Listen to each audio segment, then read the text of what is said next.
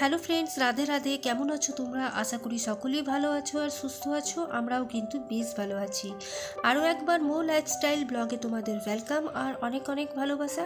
আর আশা করি তোমাদের আজকের ব্লগটা কিছুটা হলেও ভালো লাগবে। আর ভালো লাগলে অবশ্যই আমাকে একটা লাইক, কমেন্ট, শেয়ার আর চ্যানেলে নতুন হলে সাবস্ক্রাইব করে আমার পাশে থেকো। তো আজকের ব্লগটা অনেকটাই দেরি করে শুরু করলাম, একবারই রান্নাঘর দিয়ে। আর এখন কিন্তু সময় বাজে 9টা। যেহেতু কাল রাত থেকে আমার শরীরটা একদমই ভালো ছিল না, তাই রাত্রে কোনো রকমই রান্নাঘরের কাজ আমি কমপ্লিট করতে পারিনি। তো তাই সকালে উঠেই জলখাবার বানিয়ে তারপর একদম লেগে পড়েছি রান্নাঘরের কাজে।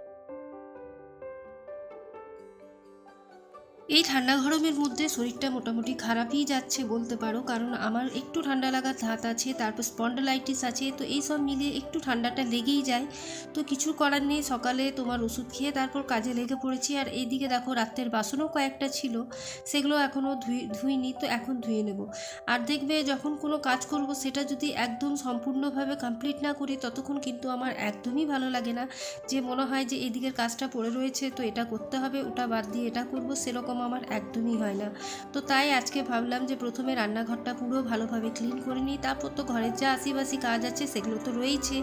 আর এদিকে তোমার মাও এসছে দুদিন, তো দুদিন ধরে মাই সমস্ত কাজকর্ম করছিল। কিন্তু দেখো মায়েরও তো বয়স হয়েছে, মা দুদিন ঘুরতে এসছে, আর তার মধ্যে যদি মাকেই সমস্ত কাজ করায় তাহলে ভালো লাগে না। তো সেই জন্য মাকে বললাম তোমাকে এইসব কাজগুলো করতে হবে না, আমি যতটুকু পারবো শরীরটা ভালো লাগলে করব। তো সেই ওষুধ খেয়ে শরীরটা ভালো লাগার পর এখন দেখো রান্নাঘরগুলো ভালোভাবে পরিষ্কার করে নিচ্ছি। আর মা এদিকে বসে তোমার ওই টুকিটাকি যা কাজকর্মগুলো আছে সেগুলো আমার সাথে হেল্প করে দিচ্ছে। সত্যি বলতে গেলে মা বাবা থাকলে কিন্তু অনেকটাই হেল্প হয়। আর শ্বশুর শাশুড়ি থাকলেও কিন্তু সেটা হয়, এটা নয় যে শ্বশুর শাশুড়ি থাকলে হয় না। যা মা বাবা তাই শ্বশুর শাশুড়ি, শুধু নিজের মনটাকে মানাতে হলে যেটুকু দরকার। আমরা যদি নিজের মা বাবার মতন শ্বশুর শাশুড়িকেও ভালোবাসি তাহলে তারাও কিন্তু আমাদেরকে সেই পরিমাণে ভালোবাসবে, আর কিছু না। তো এখন দেখো কিছু পরিমাণ আলু ছিল, তো এখন তো নতুন আলু বুঝতেই পারছো প্রচণ্ড বালি। তো সেই বালিগুলো এখন ধুয়ে উপরে রেখে দিচ্ছি। আর এদিকে মা কিন্তু আমার জলখাবারটা বানিয়ে দিচ্ছে। জলখাবারের মধ্যে তোমার পকোড়ি বানিয়েছিল, আর তার আগে কিন্তু দাদাভাই টিফিনটা বানিয়েছিলাম। আর মাকে দেখলে আমার ছেলে নানা রকম আবদার থাকে, পকোড়ি খাবো, মুড়ি খাবো, এসব। তো তাই ওর জন্য মা একটু বাঁধাকপি দিয়ে পকোড়ি বানিয়ে দিল। আর আমার মা নিজের জন্য তোমার ওই আলুর তরকারি করেছিলাম, তো রুটি আর আলুর তরকারি খাবে। তো সেই গামলা খুঁজে বেড়াচ্ছিল যে বাবুকে কিসের মুড়ি দেবে। তো সেই আমি বললাম যে একটা বড় গামলাতে দাও। তো দেখো এই বাটিটা নামিয়ে দিলাম, আর মা এখন ছেলেকে মুড়িটা মেখে দেবে। আর যতদিন আমার মা থাকে ততদিন কিন্তু আমার ছেলের অনেক রকম আবদার থাকে মায়ের কাছে, এটা ওটা সেটা খাবো, যেহেতু মা বানিয়ে দেয়। তো দুদিন ধরে আছে বলে কচুরি, তারপর তোমার ছোলার ডালের কচুরি, এসব তো মা বানিয়ে দিয়েছে। আর এই যে মুড়িটা আনা হয়েছিল কালকে, আর কোটোতে ঢালা হয়নি, তো সেগুলো এখন তোমার রিফিল করতে হবে, আর কিছু না। আর এর মধ্যে দেখো দুদিনে কিন্তু আমার প্রচুর কাপড় জমে গেছিলো, যেগুলো এখন আমি ধুয়ে নিচ্ছি। মেশিনে দেওয়া যেতেই পারতো, কিন্তু আর দিলাম না, যেহেতু আমার আর ছেলের টুকিটাকি ছোটো ছোটো কাপড়গুলো আছে, তো মেশিনটা অযথা চালিয়ে কোনো লাভ নেই, তাই আমি নিজে হাতেই কেচে নিচ্ছি।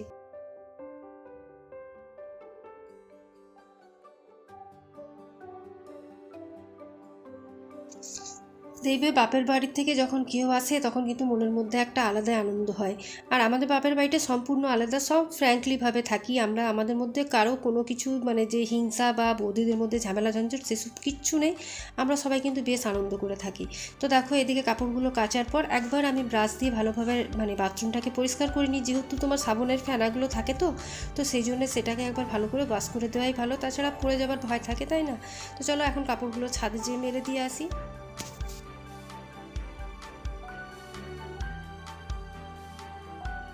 শরীর সুস্থ থাকুক অসুস্থ থাকুক সব কাজই আমাদেরকে একা করতে হয়।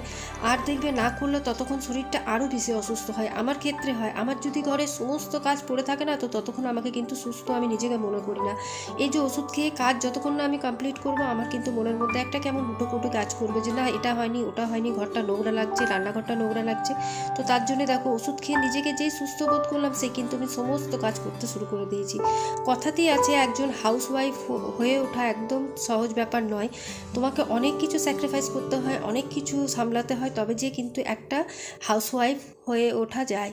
তার জন্যে আমি কিন্তু যদি বলো প্রথমে যদি আমার বিয়ে হয় তখন কিন্তু আমি কিছুই পারতাম না বা কিছুই বুঝতাম না, কেমন যে লাগতো। আর বয়স তো খুব কমই বিয়ে হয়েছে, 19+ আমার বিয়ে হয়েছে। তখন কিন্তু সেরকমভাবে আমার মাথার মধ্যে বোধ বুদ্ধি কিছুই ছিল না যে কোনটা করতে হয় কোনটা করতে নেই। মায়ের কাছে মায়ের আবদারে থেকেছি, বাবার ভালোবাসাতে থেকেছি, তো তারা তো ভালোবেসেই মানুষ করেছে। আর এখানেও ভালোবাসা পেয়েছি, তবে এখানে দেখো শ্বশুরবাড়ি বাপের বাড়ির মধ্যে একটু তো পার্থক্য থাকে। এখানে নিশ্চয়ই তুমি বসে বসে তো খেতে পারবে না, তাই তোমাকে কাজ করতে হবে, সব কিছু জানতে হবে। আর আমাদের এই শ্বশুরবাড়িতে যেহেতু ঠাকুর বাকুর আছে, তো সেগুলো নিয়েও একটু দেখাশোনা করতে হয়, চালাতে হয়। তো তার জন্যে একটু অসুবিধা হয়েছিল প্রথম প্রথম, কিন্তু আজ কিন্তু আমি একদম সুগৃহিণী হয়ে গেছি। কোনো কিছুতেই আমার অসুবিধা হয় না। আজ কিন্তু আমি সম্পূর্ণ সুন্দরভাবে সব কিছু করতে পারি। তো এদিকে তোমাদের সাথে কথা বলতে বলতে মা আমার কিন্তু অনেকটা হেল্প করে রেখেছে, তরকারিটা কেটে দিয়েছে। তরকারির মধ্যে ফুলকপির তরকারি, সিম ভাজা, মেথি শাক ভাজা আর শুক্তো বানাবো। আমার মা যেহেতু নিরামিষ খায়, তাই কোনো রকম আঁশ এখন মানে যদিন ধরে মা আছে ততদিন ধরে আর আঁশ কিছু করিনি। আর আঁশ তো দেখেছো খুব একটা আমাদের বাড়িতে হয় না, নিরামিষটাই হয়ে থাকে। খুব জোর হলে তোমার ডিম ভাজা, ডিমের তরকারি এটাই হয়ে থাকে। তো এখন দেখো এই মেথি শাকটা আলু দিয়ে ভেজে নেব। আর তোমার এইদিকে শুক্তোর একটা মশলা বানিয়ে নিচ্ছি। শুক্তোর মশলা বলতে ওই যে পাঁচফোড়ন, রাঁধুনি, তারপর সর্ষে, পোস্ত আর তোমার জিরে, এগুলো সব শুকনো খোলায় আমি হালকা করে ভেজে নেব, তারপর মিক্সিতে ভালো করে পিষে নেব। আর ওই কেনা শুক্তো মশলাটা আমার একদম পোষায় না, তার জন্য আমি কিন্তু এই 2-3 দিনের মতন শুক্তো মশলা বানিয়ে রাখি। যখন ইচ্ছে করে তখন এই মশলাটা দিয়ে কিন্তু আমি শুক্তোটা রান্না করে থাকি।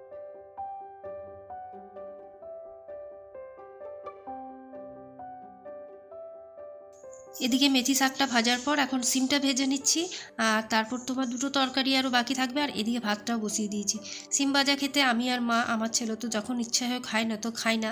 তো এদিকে দেখো মানে শরীর তো বললামই তোমাদেরকে খারাপ আছে, তবুও রান্নাবান্না করেই যাচ্ছি, আর মাও তার মধ্যে একবার করে করে দিচ্ছে। তো যাই হোক, এখন দেখো তোমার সিম ভাজাটা হওয়ার পর উঠিয়ে রাখি, তারপর তোমার শুক্তোটা বসাবো।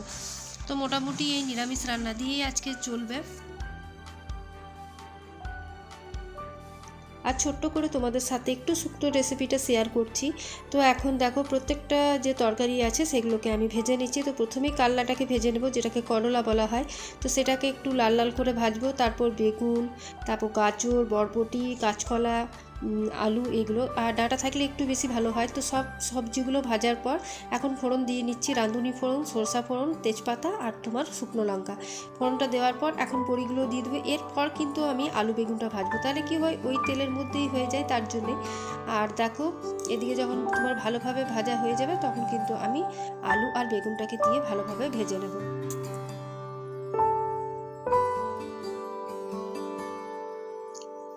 তো এদিকে দেখতেই পাচ্ছ বেগুন আর আলুটা পুরো ভালো করে ভাজার পর এখন যে সবজিগুলো ভাজা ছিল সেগুলো এখন মিলিয়ে দিলাম।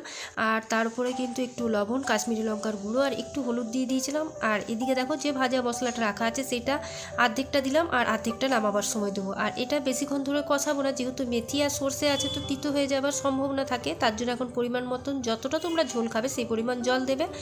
আর তার উপর থেকে আমি কিন্তু 1 কাপ মতন দুধ অ্যাড করব। এটা অনেকে দুধ দিয়ে করে, আবার অনেকে করে না। তো দুধটা অনেকেই নামাবার সময় দেয়, আমি কিন্তু ফোটার সময় দুধটা দিয়ে দিই, আমার ভাল লাগে তার জন্যে।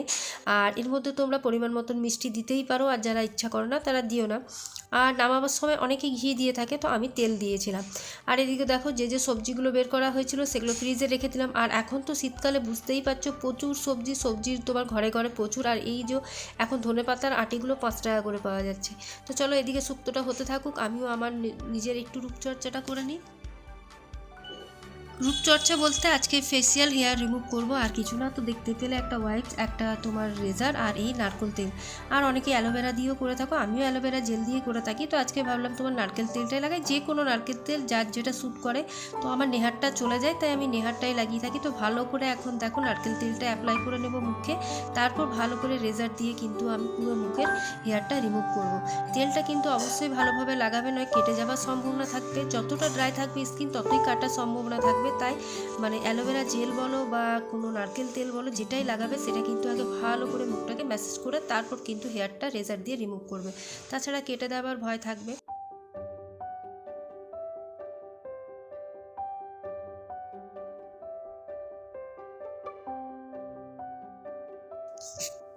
তো দেখতেই পাচ্ছ খুব ভালোভাবে হেয়ারটা রিমুভ হয়ে যাচ্ছে, কোনো রকম প্রবলেম হচ্ছে না। আর একটু বেশি পরিমাণ তেল বা অ্যালোভেরা জেল দিয়ে ভালো করে যদি তোমরা হেয়ারগুলো রিমুভ করে থাকো তাহলে কিন্তু খুব ইজি প্রসেসে বেরিয়ে যায়। আর আমি মাসে 2বার করে থাকি, খুব বেশিও করি না, যেহেতু এগুলো যে খুব করাও ভালো সেটাও আমি বলবো না, স্কিনের ক্ষতিই হয় বলতে গেলে। তো যেহেতু আমি মাসে 2বার করি খুব একটা আমার অসুবিধা হয় না। আর এরপর দেখো টিস্যু দিয়ে ভালোভাবে মুছার পর একটা প্যাক ইউজ করব, যে কোনো একটা প্যাক যে যেটা ব্যবহার করে থাকো সেটাই। তো আমি ক্যানসোমিজের সব কিছু ইউজ করে বলি, ক্যানসোমিজের ক্যান ফ্রেশটা ইউজ করছি। দেখো এই প্যাকটা আমি লাগিয়ে 10 মিনিট মতন রেখে দেবো, তারপর বাড়ির যে কাজ আছে সেগুলো করতে থাকবো। প্যাক তো লাগিয়ে আমি কাজ করতেই পারি, তো ব্যাস প্যাকটা লাগিয়ে রান্নাঘরের যেটুকু রান্না বাকি আছে সেটা করব। তো চলো এখন রান্নাঘরে যাই। রান্নাঘরে দেখতেই পাচ্ছ এদিকে ভাতটাও হয়ে গেছে আর এদিকে তোমার শুক্তোটাও নামিয়ে দিই। আর তোমাদেরকে দেখাবো শুক্তোটা কীরকম হয়েছে, খেতে ভীষণ টেস্টি হয়েছিল। আর নামাবার আগে ওই যে বললাম তোমাদেরকে যে ওই ভাজা মশলাটা আরেকবার উপর থেকে দিয়ে দেবো। আর অন্যবার কী করি আমি ঘি দিয়ে থাকি, তো আজকে ভাবলাম একটু তেল দিয়ে দেবো, তো তাই তেলটা উপর থেকে দিয়ে দিলাম। আর শুক্তোটা সত্যি বলছি তোমরা ট্রাই করে দেখো, খেতে কিন্তু ভীষণ ভালো হয়েছিল, একবার অবশ্যই ট্রাই করতে পারো।